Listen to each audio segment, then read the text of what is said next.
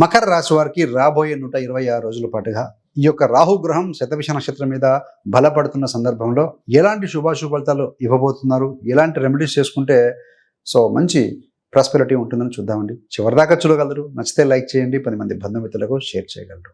ఇప్పుడు ఈ వీడియో ఎందుకు చేయాల్సి వచ్చిందయ్యా అంటే, మీకు మకర రాశి వారికి ముఖ్యంగా సాడే సాతే ఏలినాటి శని క్లియర్ అయిపోయిందండి. ఏప్రిల్ 2025 నుంచి లేదు, అది క్లియర్. మీకు ధన కుటుంబ స్థానంలో రాహు ఉన్నారు. ఆయన మే 2025 18నే వచ్చారు. కానీ ఇప్పుడు ఏంటంటే 25 జనవరి 2026 నుండి 30th మే 2026 వరకు, అంటే 126 రోజుల పాటుగా శతభిష నక్షత్రం 3 తర్వాత 2 పాదాల మీద ఉంటారు. ఈ ఉన్నంత కాలంలో కూడా ఏంటంటే నవాంశ చక్రం అని ఒకటి ఉంటుందండి. అందులో కూడా ఆయన ఈ 126 రోజుల పాటుగా 63 రోజులు కుంభరాశిలోను, తర్వాత 63 రోజులు ఈ యొక్క మకర రాశిలో ఉంటారు, అంటే నవాంశ చక్రంలో. శనివత్ రాహు అంటాం కదా, ఈ యొక్క రాహు శని అంటే బలవంతుడేనండి. శని రాహు మిత్రులు. రాశి చక్రం అంటే ఒక శరీరం అనుకుంటే, ఈ యొక్క నవాంశ చక్రం అనేది ఆత్మ లాంటిది. శరీరము ఆత్మ కాంబినేషన్ అంత స్ట్రాంగ్గా ఉంటే రాహు స్ట్రాంగ్గా ఉంటాడు.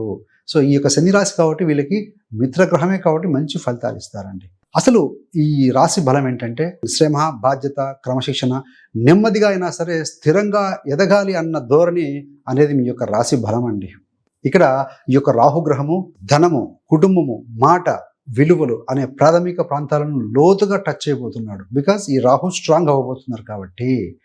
మీ యొక్క కుటుంబ జీవితంలో, మీ జీవితంలో ఆర్థిక పునర్వ్యవస్థీకరణ, అంటే ఫైనాన్షియల్గా స్టేబుల్ చేసుకోవటం, కుటుంబంలో మాట, ఫ్యామిలీ బాండింగ్ పునర్నిర్మాణం చేసుకోవడానికి ఒక బెస్ట్ పీరియడ్ అని చెప్పాలండి.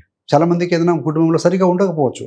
అలాంటి వారికి రీగెయిన్ అవుతారు, మళ్ళీ అందరూ కలుసుకుంటారని చెప్పవచ్చు. 23 నవంబర్ 2025 నుండి 2 ఆగస్టు 2026 వరకు కూడా శతభిష నక్షత్రంలో స్వనక్షత్రంలోనే ఉంటాడు రాహు. అంటే ఏంటి? శతభిష నక్షత్రానికి అధిపతి రాహువే.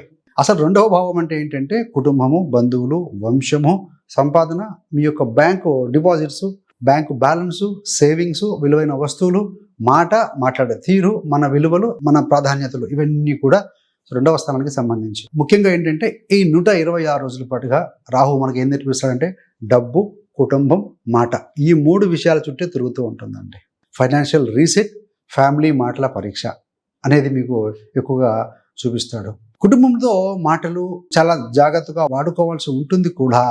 ఆకస్మికమైన ఖర్చులు, ఆకస్మిక సంపాదన రెండూ రావచ్చండి. రాహు అంటేనే మాయ. రాహు ధనస్థానంలో ఉన్న డబ్బులు ఇస్తాడు, ఖర్చు కూడా ఫాస్ట్గా పెట్టిస్తూ ఉంటాడు. డబ్బు, సంపాదన, సేవింగ్స్, ఫైనాన్షియల్ రీడిజైన్, కొంతమందికి పోర్ట్ఫోలియో మార్చుకుంటూ పోవడానికి మంచి అవకాశం ఉంటుందండి.